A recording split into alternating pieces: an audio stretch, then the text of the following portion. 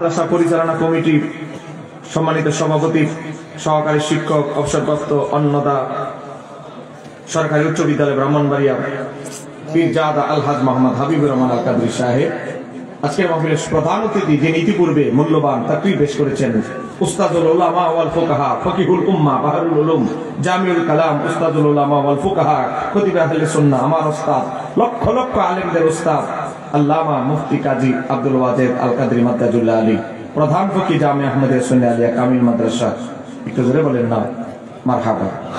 এই সমস্ত আলেমদের পদচারণা, এই যে আবু দাউদের হাদিস এসেছে, কিছু কিছু এমন আলেম আছে সমুদ্রের তলদেশের প্রাণীরাও তাদের জন্য ইস্তিগফার করে, তারাই হচ্ছে এই সমস্ত আলেম।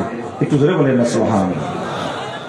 আমার দরবার শরীফের পীর সাহেব কেবলা আমার শ্রদ্ধেয় বড় ভাই, বলেন বলেন আমার কি ভাই, সব সময় আমি অভিভাবক বড় ভাই হিসেবে বলি, আল্লামা মুস্তাক আহমদ কাদির আল ওয়াইসি হুজুর আমার ওস্তাদের সাথে দিছে একসাথে খাবার খাইতে গিয়ে আমার হুজুরে দিছে এমন নসিহত, হ্যাঁ কি বলে লেখালেখি কমাই দিছো, ওয়াজ মাহফিলে ঢুকে গেছ, আমারে তো এমন নসিহত, কি খাবো হুজুরের সাথে ভাত, অর্ধেক ভাত আমার খাবার বন্ধ হয়ে গেছে হুজুরের ওয়াজ শুনতে শুনতে।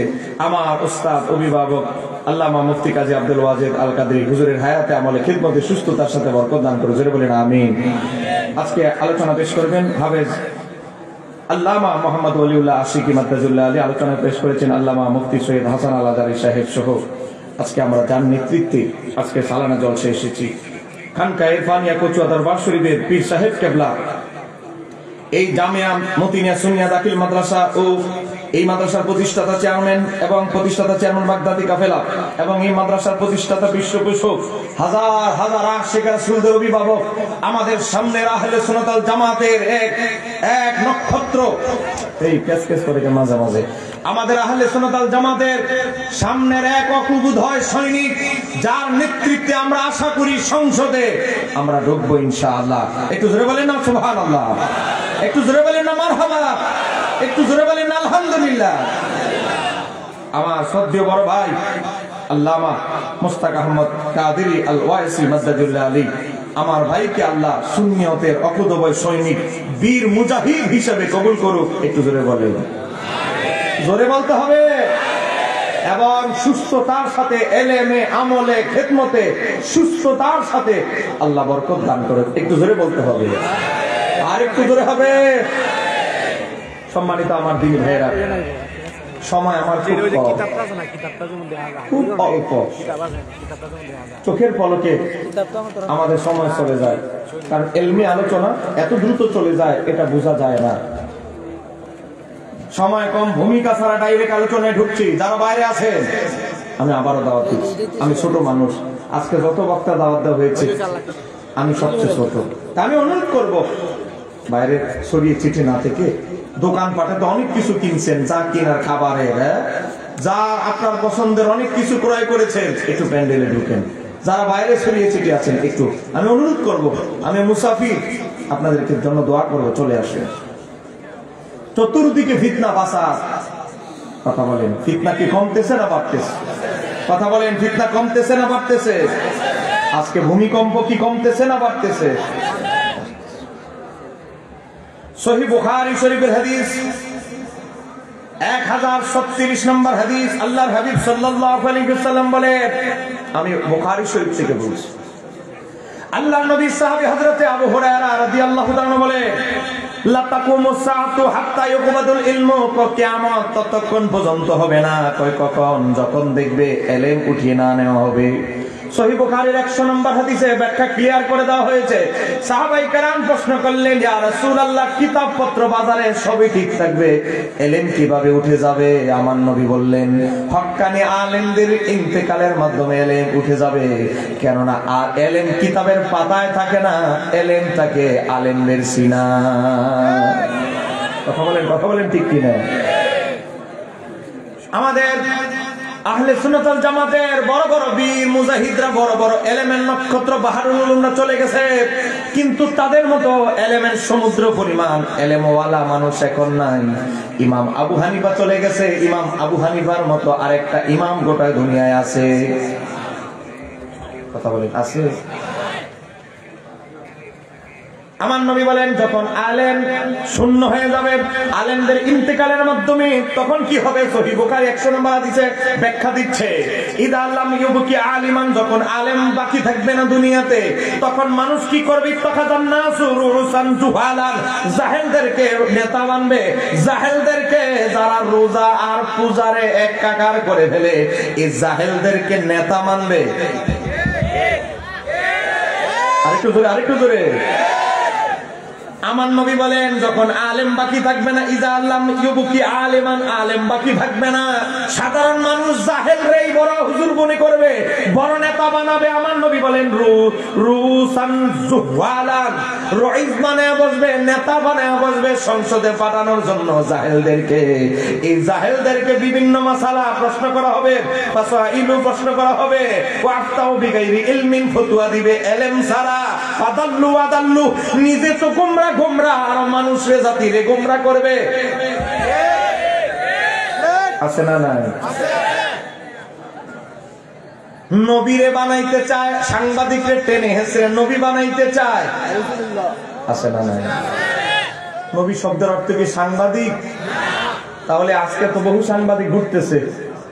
আজকে তো আমার শ্রদ্ধেয় বড় ভাই আজকে যেই মাদ্রাসা প্রতিষ্ঠা করেছে, বহু সাংবাদিক আশেপাশে ঘুরতেছে আজকে সালানা জলসায়। বলেন তাদেরকে কি নবী বললে ঈমান থাকবে?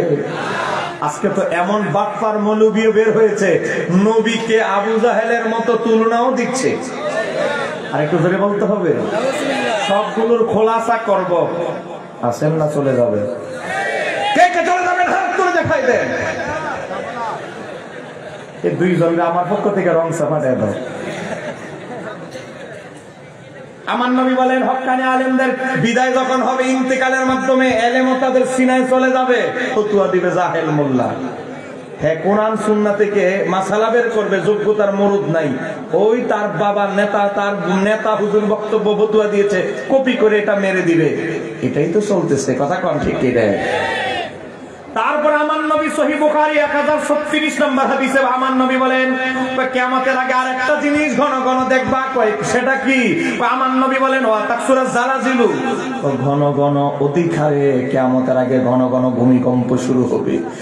মুসলমান আজকে দেখলাম, আজকে জাপানে আজকে বড় ধরনের ভূমিকম্প হয়েছে। কথা কন।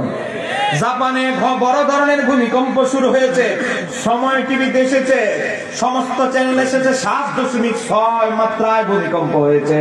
গোটা জাপানটা লাড়াচাড়া দিয়ে ফেলেছে। মুসলমান, কিছুদিন আগে আমাদের বাংলাদেশে 26 সেকেন্ডের ভূমিকম্প হয়েছে। গোটা বাংলাদেশ নড়ে চড়ে বসেছে। বিজ্ঞানীরা বলে 26 সেকেন্ডের ভূমিকম্পটা যদি 2 মিনিট টিকতো, ঢাকা শহরে আর একটা ভবনের মাথাও দেখা যেত না। সব ভবন, ইট পাটকেল, সিমেন্ট বালু একসাথে হয়ে মানুষ সহ সবকিছু বাবা সিমেন্ট বালুর তলদেশে পড়ে যেত। আল্লাহ শাহজালাল ইয়ামানির উসিলা এখনো পর্যন্ত এই দেশ ইবাদত করেছে। ঠিক করে বলতে হবে, ঠিক কিনা? ওলি আল্লাহর মাজার ভাঙতে চায়। দুর্যোগ আসলে, বিপদ আসলে বলে শাহজালালের বাংলাদেশ। তখন গজল লাগায় টেলিভিশনে, তখন গজল লাগায় বাংলাদেশ বেতারে। আবার সুযোগ পাইলে শাহজালাল শাহপরানের মাজার ভাঙতে যায়। এরকম বাটপার মৌলবী দেশে আছে না? না। আমার ওয়াজগুলো হবে গরম, পছন্দ হলে দাওয়াত দিবেন, না হলে নাই। আমার এত দাওয়াতের দরকার নাই। লেখক মানুষ বাসায় বসে বসে ল্যাপটপে কিতাব লিখবো, কিন্তু হক কথা বলবো।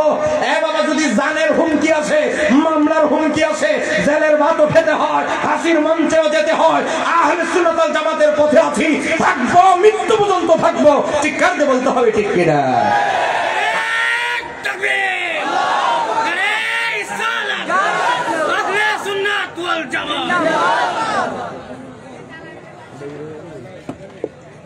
আমার নবী বলেন কিয়ামতের আগে দেখবে ঘন ঘন ভূমিকম্প শুরু হবে। বিজ্ঞানীরা গবেষণা করে বলছে বাংলাদেশের আগামী 19 বছর পরে বাংলাদেশের 8টা জেলায় বড় ধরনের ভূমিকম্প হবে। 1 নম্বরে টার্গেট আপনাদের এই যে সিলেটের পার্বত্য অঞ্চল, 2 নম্বরে চট্টগ্রামের কক্সবাজারের পার্বত্য অঞ্চল, সীমানাও দিয়েছে। আর বিজ্ঞান তো এখন সংকেত দিচ্ছে এখন এইগুলো দেখে, কিন্তু আমার নবী ১৫০০ বছর আগে ইলমে গায়েবের মাধ্যমে ঘোষণা দিয়েছেন কিয়ামতের আগে ঘন ঘন ভূমিকম্প হবে। একটু জোরে বলেন না সুবহানাল্লাহ। আজকে ভূমিকম্প কেন হবে এটাও আমার নবী বলে গেছে, কিছু পাপের কারণে। সেই পাপের সংখ্যা, সামাজিক পাপ ১২টা। কথা বলেন, পাপের সংখ্যা কয়টা? ১২টা। আমি আমার আকীদার আলোচনা তো সেদিকে যেতে পারবো না, তারপর ১ মিনিটে হাদিসটা শুধু বলছি। তিরমিজি হাদিস নাম্বার ২২১১ তিরমিজি থেকে বলছি, আল্লাহর হাবিব বলে কিয়ামতের আগে যখন দেখবে মানুষ আল্লাহর সম্পদকে নিজের সম্পদ মনে করে, মসজিদের ক্যাশিয়ার ১২ লাখ টাকা হুদাহুদি হইরা দিচ্ছে, আর আমার সাইলের ব্যবসাটা দুর্বল পুঁজির জন্য মসজিদের অ্যাকাউন্ট থেকে তুলে সাইলের ব্যবসা লাগাই দিছে। আমি কি আর খাইলাম, ব্যবসা কেন লাগাইছি? আছে না নাই? আবার এমন কমিটি আছে ১২ বছর হয়ে গেছে টাকা পয়সার হিসাব দেয় না। আছে আছে আছে। এমন মুহতামিম আছে যাকাত ফিতরার টাকা লিল্লাহ বোর্ডিং এ ঢুকায়, কিন্তু ১০ বছর হয়ে গেছে হিসাব দেয় না। মাদ্রাসার লিল্লাহ বোর্ডিং এর যাকাত ফিতরার টাকা খাইতে খাইতে পেট এমন বড় হয়েছে, ঈদে গেছে কোলাকুলি করতে, বুক লাগে না, লাগে পেটের সাথে পেট। আছে না না? আমার নবী বলেন কিয়ামতের আগে ঘন ঘন ভূমিকম্প শুরু হবে। কখন? আল্লাহর সম্পদকে মানুষ যখন নিজের সম্পদ মনে করবে। নাম্বার ২ কি? আমানতের মাল মানুষ লুট করে খেয়ে ফেলবে। কথা কম, কথা কম। এক ওয়াহাবি বলেন, এক কি? ওয়াহাবি। জোরে বলেন না, এক কি? ওয়াহাবি ৪৫০ জন হাজির টাকা মেরে ২০৫ কোটি টাকা গায়েব। মানুষ তার ট্রাভেল অফিসে এসে কান্না করতেছে, হজে যাবে, বাইতুল্লাহ জিয়ারতে যাবে, মদিনাতুল মুনাওয়ারায় আমার নবীর রওজা জিয়ারতে যাবে। একজন ১,২০,০০০, কেউ ১,৯০,০০০, কেউ ১.৫ লাখ, সর্বনিম্ন ৫০,০০০ টাকা জমা নিয়েছে। ৪৫০ জন হাজির মানুষের তাদের টাকা নিয়ে বেচারা উদাও হয়ে গেছে। মানুষ ফরজ হজ করবে, আল্লাহর ঘরে যাবে, সেই জায়গায় মৌলবী রূপী, আলেম রূপী জালেমরা আমানতের মাল লুট করতেছে। সাধারণ মানুষ যাবে কোথায়? কথা কোন ঠিক কিনা? এই ৪৫০ জন হাজির টাকা যদি কোন সুন্নি আলেম চুরি করত, যত মিডিয়া আছে সব গরম করে ফেলতো। বাস্তব না অবাস্তব? আমি কিন্তু আগে বলছি আমার ওয়াজ একটু গরম। বলেন বাস্তব না অবাস্তব? এই কাহিনী যদি আমাদের কোন সুন্নি আলেম করতো, ৪৫০ জনের টাকা হাজিদের টাকা মেরে ফেলেছে, এদের গরমের জ্বালায় বেদাত বেদাত আর বেদাত শিরিক, এদের তো জিহ্বার আগায় শব্দ থাকে ৩টা। বাবা পরিসংখ্যান করে খারিজি চিনতে পারবেন।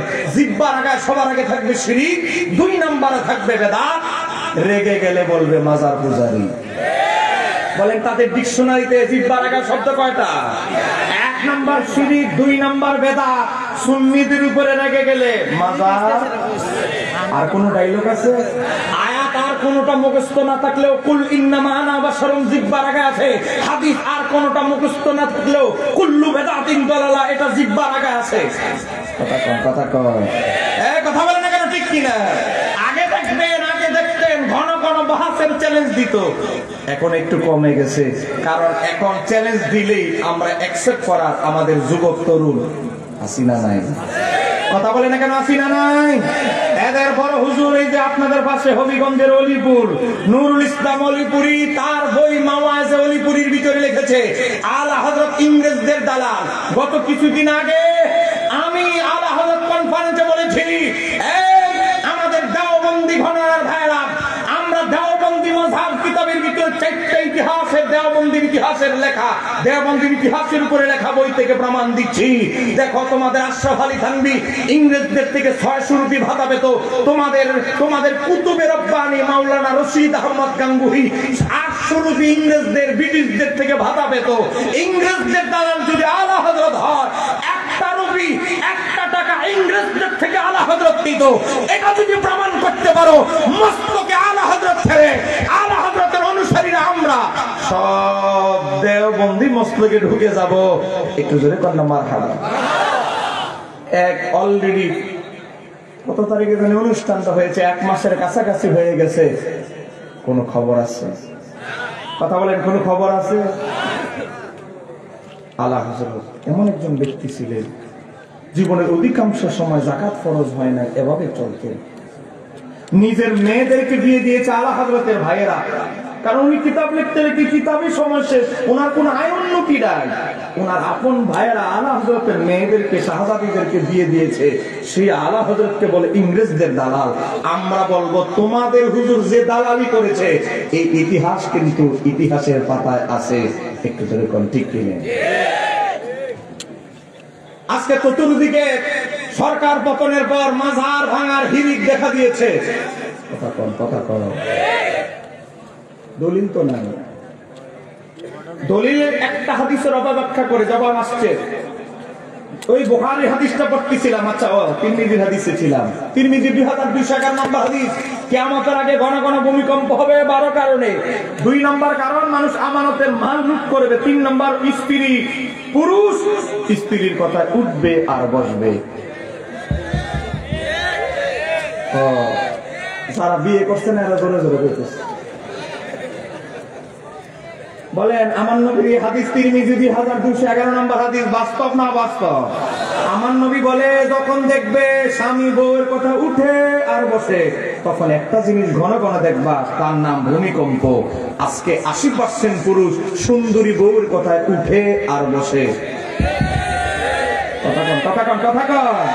এজন্য আমরা ভূমিকম্প বেশি দেখি। তার কারণ আমার নবী বলে গেছে, স্বামী যখন পুরুষের কথা স্ত্রীর কথা উঠবে আর বসবে, বুঝবা ঘন ঘন ভূমিকম্প মাত্রাও বেড়ে যাবে। তারপরে 4 নম্বর, সন্তান মায়ের অবাধ্য হবে। মা তো শীতকালে টেবিলে ভাত নিয়ে বসে আছে, ও খোকা আসো না, ঠান্ডা হয়ে যাচ্ছে খাবার গুলো। আর ছেলে ফ্রি ফায়ার, পাবজি গেমস। বান্ধবী একটা শেষ হয়েছে ডিউটি, উত্তর দেওয়া ডিউটি আরেকটা শুরু হয়ে গেছে। কম্বলের ভিতরে ঢুকে রাতের 1টা 2টা, বাবা এই এক যন্ত্র নাম হলো মোবাইল। এটা যদি সাথে থাকে, আর কেউ দুনিয়াতে না থাকলো, তার সাথে কেউ না থাকলে অসুবিধা নাই। এবার আসেন, আমার নবী বলে 5 নম্বর, কিয়ামতের আগে ঘন ঘন ভূমিকম্প কখন হবে? যখন মসজিদে কলরব হট্টগোল, নেতাদের আওয়াজ বেড়ে যাবে। 9% মসজিদের জায়গা 7% আমার দাদা দিয়ে গেছে। বলেন ওয়াকফ করে দেওয়ার পরে তার দাদার নামে আছে, কিন্তু গলার আওয়াজে বোঝা যায় এখনো মনে হয় তার দাদার নামই আছে মসজিদের জায়গা। বাবা এরকম ফেতি নেতা, মাঝি নেতা, এরকম বহু কিছু আছে না নাই? এরপরে আমার নবী বলে 6 নম্বরে, পাপাচারী সমাজের পাপী ব্যক্তিরা সমাজের নেতা হবে। কথা 7 নম্বরে, নিকৃষ্ট লোকরা সমাজের কর্ণধার হবে। উপজেলা চেয়ারম্যান, এমপি হয়ে গেছে, মদ করবেন, ফিডিল কর। কথা বলে কেন আছে না নাই? আমরা যোগ্য ব্যক্তির ভোট দেই না। আমরা কি করি? বাবা আমাদের আজকে আমার বড় ভাই আল্লামা মোশতাক আহমদ ওয়াইসি সাহেবের মতো ব্যক্তি দাঁড়ালে আমাদের কিছু জেনারেল শিক্ষিত ভাই বলবে উনি তো শিল্পপতি না, ওনার বিপরীতে যে দাঁড়াইছে তো শিল্পপতি। হুজুরের টিয়া কম, হুজুর ভাস করছো না, হুজুরের ভোটটা দিয়ে নষ্ট করে লাভ নাই। মাল গরম, ভোটটা হেরেই দেই। অল্প সামান্য কিছু বিনিময়ে আমরা নিজেদের অধিকার, এত বড় হক অধিকার আমানত, আমরা আমানতের খেয়ানত করি। কেন ঠিক কিনা? আমার নবী বলেন কিয়ামতের আগে ঘন ঘন ভূমিকম্প শুরু হবে। কখন? যখন দেখবে সমাজের কর্ণধার, বড় এমপি, মন্ত্রী, উপজেলা চেয়ারম্যান হয়ে গেছে মদখোর, জানাখোর, আকাম কুকামে লিপ্ত। তখন বুঝবে ঘন ঘন ভূমিকম্প শুরু হবে। তারপরে আমার নবী বলেন 8 নম্বর, খারাপ লোকের অনিষ্ট থেকে বাঁচার জন্য সেলুট দিবে সামনে, পিছনে গিয়ে অভিশাপ দিবে। মোড়ে দেখা হয়েছে না, শ্রীনগর মোড়ে, চৌরাস্তা মোড়ে দেখা হয়েছে, আসসালামু আলাইকুম ভাই, শুনছি আপনার নাকি পরশুদিন সর্দি লাগছে। আমার তো সর্দি টর্দি লাগে না। হ্যাঁ কি কয়? আচ্ছা দেখ, তাও নিজ থেকে যেহেতু খবর এত ভালোবাসা দেখাইতে চাচ্ছে, লাগছিল একটু দোয়া করিও। একটু পরে গিয়া কয় এত দুনিয়াতে জালেম মরে যায়, এই জালেমটা মরে নাকি? সামনে দিল সেলুট, সামনে জিগাইল সুস্থতার কথা, আর পিছনে গিয়ে দেয় অভিশাপ। কারণ তার অত্যাচারে মানুষ অতিষ্ঠ। এই ভুয়া নেতার অত্যাচারে, ঘরের অত্যাচারে, জমি দখলকারী জোর করে, জমি দখলকারী নেতার অত্যাচারে মানুষ অতিষ্ঠ। সামনে সেলুট দেয়, পিছনে গিয়ে অভিশাপ দেয়। এরকম নেতা আছে না নাই? কারণ সামনে সেলুট দিতে হয় কেন? কারণ তার যদি সালাম না দেয়, যদি আবার বুয়া বাহিনী দিয়ে যদি জায়গা দখল করে ফেলে, বুয়া বাহিনী দিয়ে যদি সাইনবোর্ড একটা লাগায় এই জায়গার মালিক অমুক নেতা, এরকম তো গিয়েছে অতীতে বহু। কথা কন না কেন? ঠিক কিনা? আমার নবী বলে কয় গণ গণ ভূমিকম্প শুরু হবে, তারপরে নায়িকা গর্তকি নর্তকী বাদ্যযন্ত্রের প্রসার ঘটবে, নেশা মাদক বিভিন্ন নামে মদ পরিবেশিত হবে। আমি কি মদ খাই? হ্যাঁ, আমি তো ফেন্সিডিল আর খাই, এটা তো কাজ করে শুধু না আছে না নাই? আমি তো বিয়ার খাই, ফেন্সিডিল খাই, আমি তো মদ খাই না। মদরে বিভিন্ন নামে পরিবেশিত হবে। উম্মতের শেষ জামানার লোকেরা পূর্ববর্তী জামানার লোকদেরকে সমালোচনা করবে। আছে না নাই? আজকে দেখেন পাকিস্তানের এক ব্যক্তি বই লিখেছে খিলাফত মুলকিয়া, মাওলানা সৈয়দ আবুল আলা মওদুদি। আবুল আলা সবচেয়ে বড় বাবা। বাপরে বাপ, ফিরের বাবা কইলে যত দোষ, কিন্তু জামাত ইসলামের প্রতিষ্ঠাতার নামের আগে যে আবুল আলা সবচেয়ে বড় বাবা, এতে কোনো অসুবিধা নাই। নিজের দলের প্রতিষ্ঠাতার নামের আগে টাইটেল আবুল আলা সবচেয়ে বড় বাবা। হ্যাঁ, আর আমরা ফিরে শুধু বড় বাবা না, শুধু বাবা বললেই যত অ্যালার্জি খাই জানি। রাগ করতেছেন আমার কথা? আমি তো আগেই কিছু দাওয়াত আপনার লাগবে না। আমি লেখক মানুষ, ওই বাহাস মোনাজারা করি, বই টই লিখি, সেই লাইনে চলে যাব।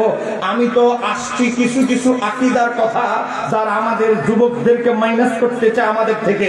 এই যুবকদেরকে সতর্কতার জন্য আমি মাইক ধরেছি। বাবা, আজকে পীরকে বাবা বললে, মুর্শিদকে বাবা বললে অ্যালার্জি খাই জানি। নিজের বেলা ফতুয়া এক, আমাদের বেলা আরেক রকম। এরকম মুনাফিক আলেমদেরকে চিনার সময় এখন এসেছে। কথা বলতে হবে, ঠিক কিনা? বাবা, এখন দল চিনতে হবে, দল নির্ণয় করতে হবে। এবার আসেন, আমি যে হাদিসটি বলছিলাম সহিহ বুখারী শরীফের হাদিস, আল্লাহ হাবিব সাল্লাল্লাহু আলাইহি ওয়াসাল্লাম বলে কিয়ামতের আগে দেখবে ঘন ঘন ভূমিকম্প শুরু হবে। তো তারপরে কি হবে? ওই ইয়াতাকারাবু জামানু, সময় সংকুচিত হয়ে আসবে।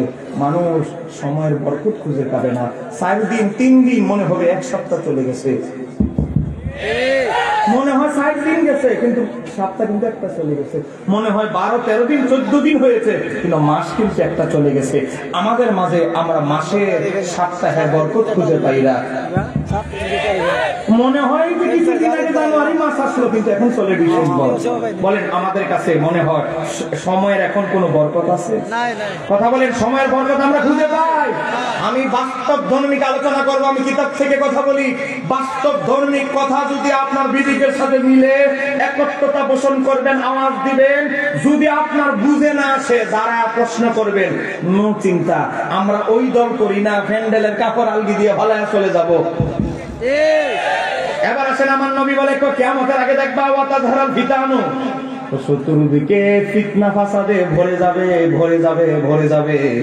আজকে এমন অবস্থা হয়েছে, এমন দল, এমন মৌলবী পাওয়া যায়, কাগজ একটা ধরায়া দিয়া বলে জান্নাতের টিকিট নিছেননি সবাই?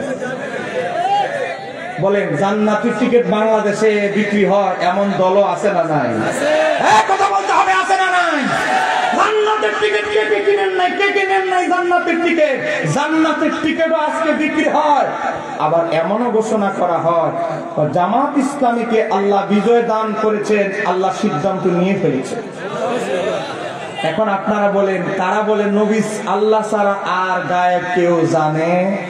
তো কেমনি তুমি জানলা জামাত ইসলাম আগামীতে ক্ষমতায় যাবে? আল্লাহ সিদ্ধান্ত নিয়ে ফেলেছে। তোমার কাছে কি মাঝে মাঝে বাতিনি উড়ি আসে নাকি? রাগ করতেছেন আমার কথা? আর আমি তো আগেই বলছি, দাওয়াত আমার লাগবে না, হক কথা আমি বলেই যাব। আসেন না, চলে যাবে। আর আমাকে 40-50 মিনিট কি সময় ইনশাআল্লাহ দেওয়া যাবে তো? ইনশাআল্লাহ। এখনো তো গরমে যাই নাই, মাত্র গরমে ঢুকতেছি। আমার নবী সহিহ বুখারী 1036 নম্বর হাদিসে বলে কিয়ামতের আগে দেখবা ওয়াতাযহারাল ফিতানু, চতুর্দিকে শুধু ফিতনা আর ফিতনা আর ফিতনায় ভরে যাবে। তারা মানুষকে ফিতনা ফাসাদে ফেলে জাহান্নামের দিকে নিয়ে যাবে। কথা কন, ঠিক কি না? আমার নবী বলেন বনী ইসরাইল 72 দলে বিভক্ত হয়েছে, আমার উম্মত 73 দলে বিভক্ত হবে। ফিতনা ফাসাদের যুগে, ফিতনা ফাসাদের যুগে আমার উম্মতের ভিতরে 73 দল হবে, 72 দলের অবস্থা কি হবে? কুল্লুহুম ফিন্নার, কুল্লুহুম ফিন্নার, সব দল যাবে জাহান্নামে ইল্লা মিল্লাতান ওয়াহিদাতান, তবে একটা দল ছাড়া। দলিল আমি বলছি না, তিরমিজি শরীফ খুলে দেখেন 2641 নম্বর হাদিস। আমার নবী বলে কিয়ামতের আগে উম্মতে মুহাম্মাদি 73 দলে বিভক্ত হবে, 72 দল দোজখে যাবে। আমি বলছি না, নবী বলছে। এই হাদিস থেকে বোঝা গেল হাসরের ময়দানে উম্মতে মুহাম্মাদি 2 দলে বিভক্ত হবে। বলে হাসরে কয় দল? এক দল জান্নাতি, এক দল ঘুমায় গেছেন বাবা। আমার মিরান সাতাতারিয়া সেখানে কি ঘুমিয়ে গেছে নাকি? আমার সদ্য বড় ভাই আল্লামা মুস্তাক আহমদ কাদির আল ওয়াইসি সাহেবের আশেকটাকে কি ঘুমিয়ে গেছে? বছরে একদিন এসেছেন, আমরাও তো এসে প্রতিদিনই কষ্ট করি। আমি এসেছি এই মাহফিলে পোস্টার ছাপার 2 দিন পর বাইরে ফোন দিছে, ভাই আপনি কোন জায়গা থেকে দাঁড়াইবেন? ভাইয়ে কয় দাঁড়াবো কোন জায়গাটা পরে 9 তারিখ আপনার মাহফিল কোথায়? আমি বললাম 9 তারিখ আমার মাহফিল হলো সাভার, ঢাকা সাভার। জামাত আর বিএনপি কুটাকুটি লেগে মাহফিল শেষ। এরা কষ্ট কিছু হাদিয়া আমাকে পাঠাইছে, বলছে হুজুর আপনাকে কিছু হাদিয়া আমরা দিই। বাবা, হুজুর বলে সবার আগে আপনি আসবেন, সব বক্তার আগে যেন আপনারা পাই। একটু জোরে কন্যা মারহাবা। আমি এসেছি, আপনারা কি রাগ করেছেন নাকি? কথা বলেন, রাগ করেছেন? আমার বাবারা ভাইরা আবার আসেন। তাহলে এই হাদিস থেকে একটা জিনিস শিখলাম, দুনিয়াতে 73 দল উম্মতে মুহাম্মাদি হলেও আখিরাতে আল্লাহ 2 দলে ভাগ করবে, এক দল জাহান্নামী, এক দল জান্নাতি। আমরা কি জাহান্নামে যেতে চাই না জান্নাত? জোরে বলেন, কোন দলে যেতে চাই? জান্নাতি দলে না জাহান্নামী?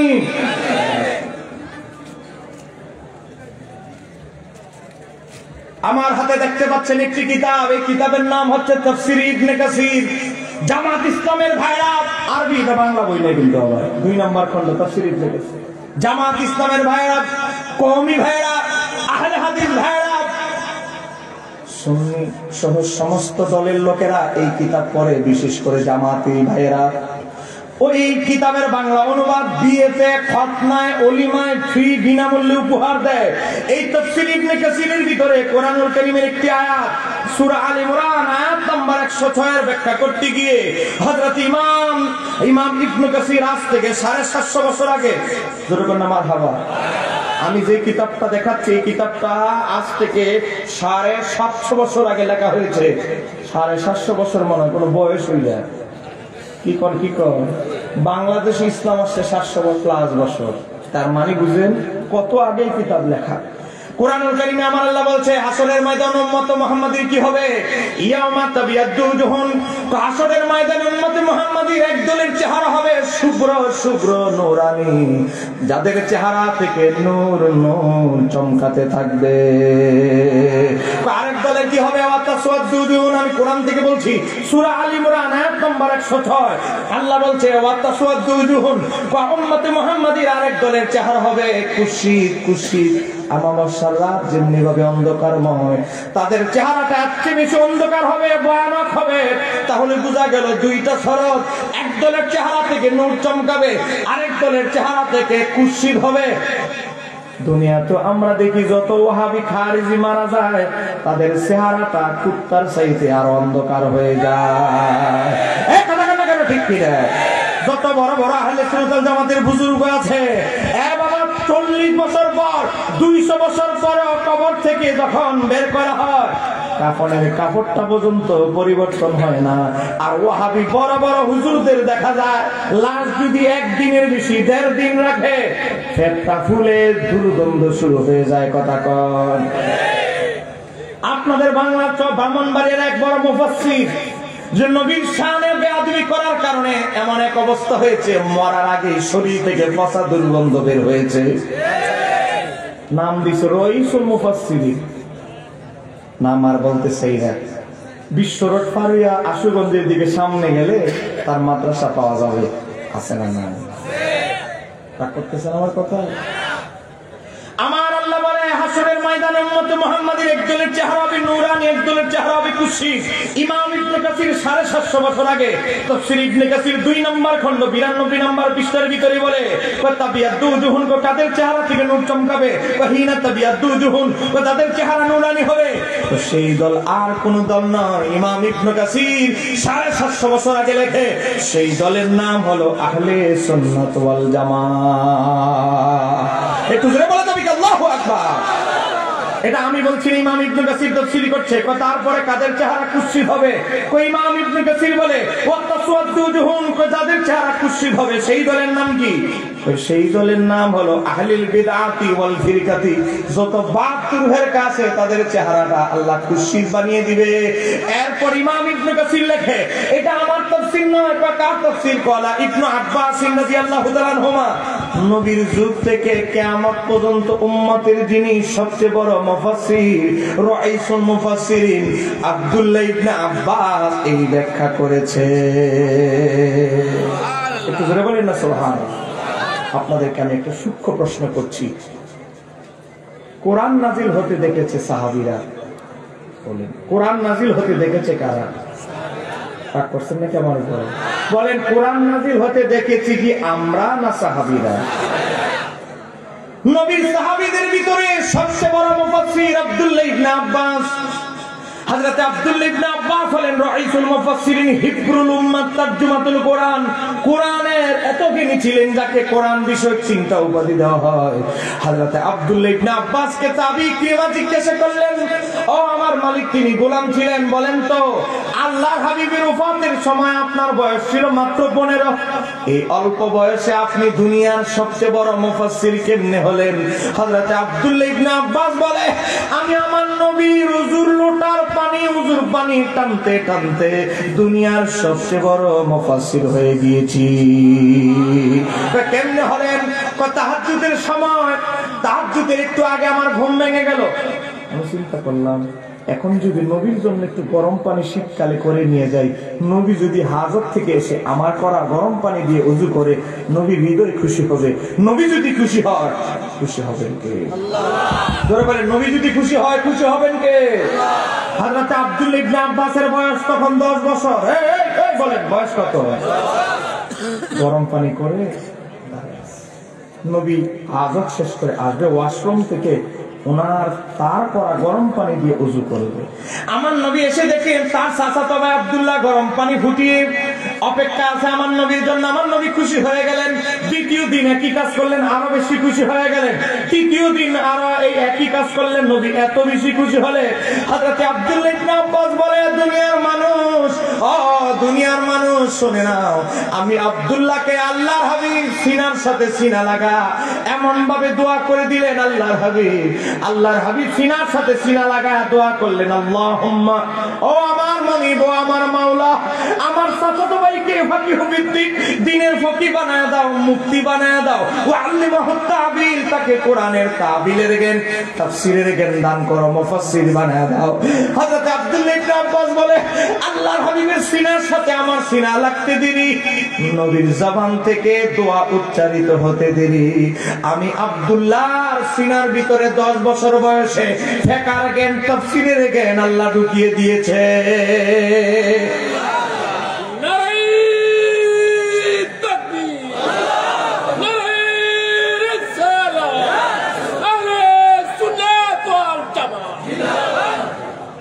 আপনাকে বিরক্ত হচ্ছেন নাকি?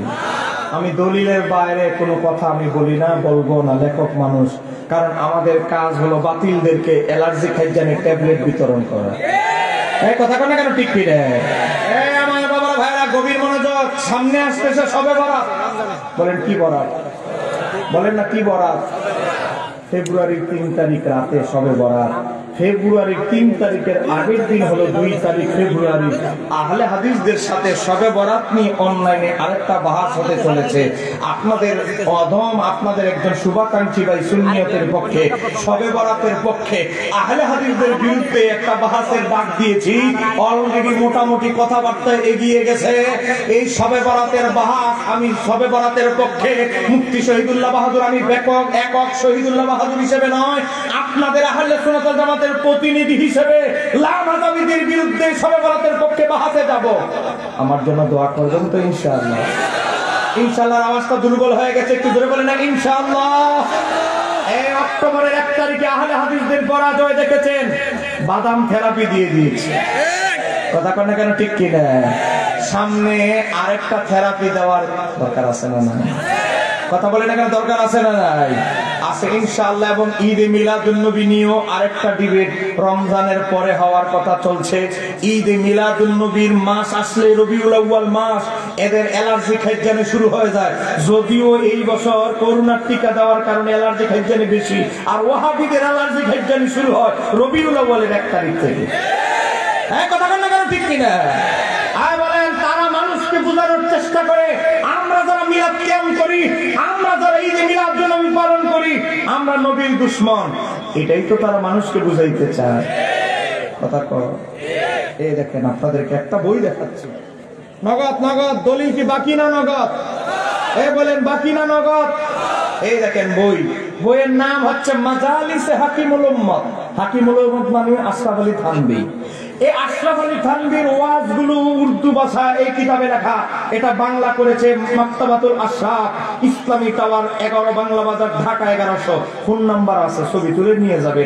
এই বইয়ের ভিতরে 190 পৃষ্ঠা। মুফতি শফি, যে আশরাফ আলী থানভীর খলিফা ছিলেন, সে কি করেছে, সে আশরাফ আলী থানভীর ওয়াজগুলো, বক্তব্যগুলো এখানে একসাথে করেছে। মাওলানা কাসেম নানুতুবি, যিনি হলেন দেওবন্দ মাদ্রাসার প্রতিষ্ঠাতা। বলেন দেওবন্দ মাদ্রাসার কি? আল মুবাশশারাত কিতাবের ভিতরে দেওবন্দি ভাইরা লিখেছে 55 পৃষ্ঠার ভিতরে। কি লিখেছে?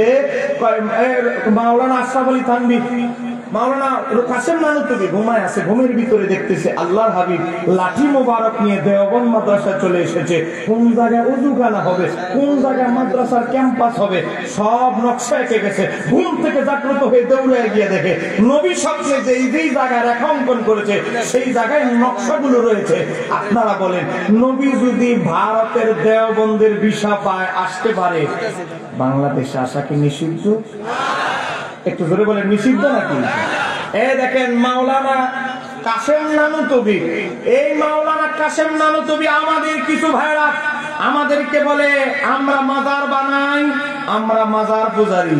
বলে কি বলে না? আমরা যদি নবীর রওজা বলি, রওজা রওজা, নবীর রওজা বললে রওজা বলতে হবে কেন? নবীর কবর আবার রওজা বলতে হবে কেন? আমরা যদি বলি শাহজালালের মাজার, ও মাজার বলতে হবে কেন? শাহজালালের কবর বলতে হবে। বলে কি বলেন? এই দেখেন, আপনাদেরকে একটা কবরের ছবি দেখাচ্ছি। এই দেখেন, এই মিডিয়া ভাইরা, মিডিয়ার ভাইরা নোট করে নিয়ে যান। এই দেখেন মাজার মুবারক, আমরা লিখি মাজার শরীফ। অ্যালার্জি খাইজানির শেষ নাই। আর এদের বড় হুজুরের কবরের মাজারের কি লেখা আছে? পাকা পাকা সাইনবোর্ডে লেখা কি? মাজার মুবারক। ওরে বাবা, মাজার শরীফের উপর একটা মোবারক, মাজার মোবারক। আর শাহজালালেরটা হইল কবর, কিন্তু মাওলানা কাসেম নানুতুবিরটা হলে মাজার মোবারক। এক মুখে দুই রকম ফতুয়া।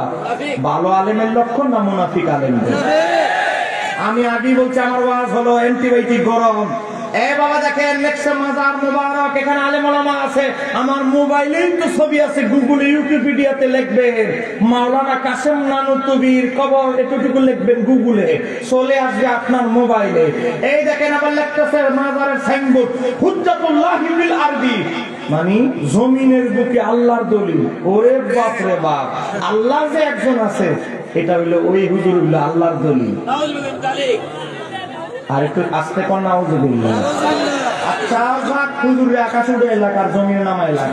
এবার লিখতেছে ইমামুল আকবার।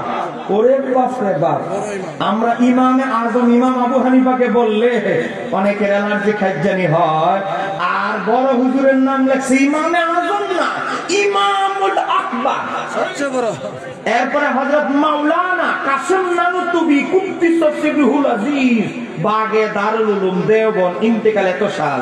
আপনারা বলেন, আমাদের মাজার যদি পাকা হলে এত অ্যালার্জি খাইজানি হয়, তো তোমাদের হুজুরের মাজার কেন পাকা?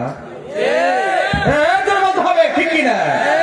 আমাদের হুজুরের মাজার, শাহজালাল ইয়ামানির মাজার পাকা হলে যদি এত কষ্ট, এত অ্যালার্জি খাইজানি, তোমাদের হুজুরের মাজার কেন পাকা আমরা একটু জানতে চাই। এবার আসে আরেকটা কবরের ছবি দেখাচ্ছি আপনাদেরকে, দেখেন এই কবরে দেখেন একদম নাম লেখা আছে, মার্বেল দামি পাথর দিয়ে খোদাই করা। এটা কার কবর? ইবনে তাইমিয়ার ছাত্র ওহাবী আহলে হাদিস ভাইরা, যার কিতাব অলরেডি চিকিৎসা বিজ্ঞানের বই বাংলা অনুবাদ করছেন। আমাদের কওমি ভাইরা, জামাতের ভাইরা, আহলে হাদিস ভাইরা, যার বই বাংলা অনুবাদ করে জাদুল মাদ, হে বাবা তিব্বুন নবী চিকিৎসা বিজ্ঞানের উপর ওনার লেখা বই বাংলা অনুবাদ করে মার্কেটে কম দামে ছেড়ে দিয়েছে। সে ইবনুল কাইয়্যিম জাওজির কবর দেখেন, মার্বেল দামি পাথর দিয়ে খোদাই। শাহজালালের মাজার পাকা কেন ভাঙতে যাও? গোলাপ শাহ মাজার কেন পাকা ভাঙতে যাও? শাহপরানের মাজার পাকা কেন ভাঙতে যাও? তোমাদের হুজুরের মাজার যে মার্বেল পাথর দিয়ে পাকা, এই বিষয়ে আর কোনো কথা? আচ্ছা, এবার একটু আরেকটু বড় হুজুরের কাছে যাই। রাগ করতেছেন নাকি আপনারা? এই যে একটু আগে এই যে তাফসীরটা দেখালাম, তাফসীর ইবনে কাসির, এই তাফসীর ইবনে কাসিরের যিনি লেখক, এই দেখেন ইমাম ইবনে কাসিরের মাজার। বলেন কাঁচা না ফাঁকা? বলেন কাছে যারা আছেন উত্তর দেন, ফাঁকা না কাঁচা? ফাঁকা। ইট দিয়ে না, মার্বেল পাথর দিয়ে। ইবনে কাসির, ইমাম ইবনে কাসির। আজকে জামাতের ভাইরা, কওমি ভাইরা, আহলে হাদিস ভাইরা জান্নাতের আগে ইমাম ইবনে কাসির বলে, যার তাফসীর বাংলা অনুবাদ মানুষকে ফ্রিতে বিতরণ করে, সেই ইমাম ইবনে কাসিরের মাজার ফাঁকা, এই বিষয়ে ফতোয়া নাই। ফতোয়া সব শাহজালালের দিকে আছে না নাই? এরকম বাটফার ফতোয়া দানকারী আছে না নাই? আবার আরেকটু উপরে চলে যাই, এবার দেখেন রাগ করতেছেন নাকি? আরেকটু উপরে যাই, এবার দেখেন গোটা আহলে হাদিস, ওয়াহাবি, দেওবন্দি, কওমি, খারিজি যা আছে সবার মুরব্বি দেখেন, একেবারে আপনাদেরকে ভিডিও সহ দেখাচ্ছি। এই যে দেখেন এখানে 3টা কবর।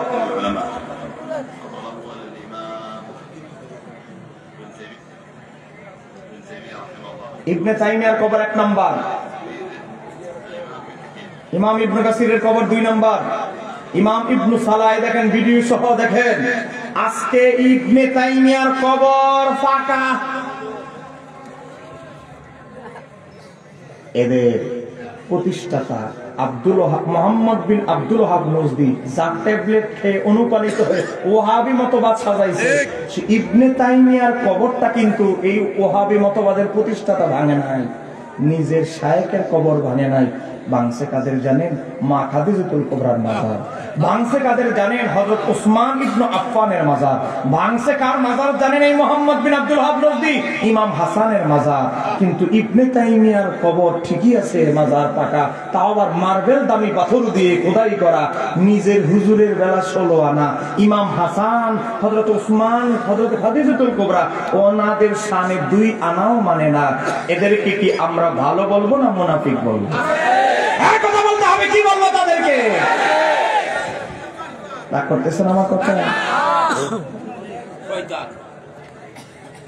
এদের কোনো ফুজি নাই, ফুজি হলো একটা। এরা কি বলে? একটা হাদিস শুনে যান, আজকে ব্যাখ্যা, আজকে মাহফিল আসা সার্থক হবে। সহিহ মুসলিমের হাদিসের ভিতরে এসেছে, সহিহ মুসলিমের হাদিসে কি এসেছে? সহিহ মুসলিমের হাদিসে আসছে, হাদিস নাম্বার সহিহ মুসলিম 970। কি আসছে হাদিসে? আমার নবী আলীকে বলেন, আলী এই যে দেখতেছো যত উঁচা উঁচা কবর আছে সব ভেঙে সমান করে দাও। দলিল ফেল এসে আমার ভাই সাহেবেরা, দেখো দেখো দেখো তো এই মুসলিম 970 নম্বর হাদিস, নবী আলীকে বলছে উঁচু কবর থাকলে ভেঙে ফেলতে। অতএব কোন মাজার উঁচু থাকবে না, সব সমান হয়ে যাবে। একটু জোরে বলা যাবে কিনা? আউযুবিল্লাহ। যে ব্যক্তির হাদিস দিয়ে দলিল দিচ্ছে হযরত আলীর মাজার স্বয়ং পাকা।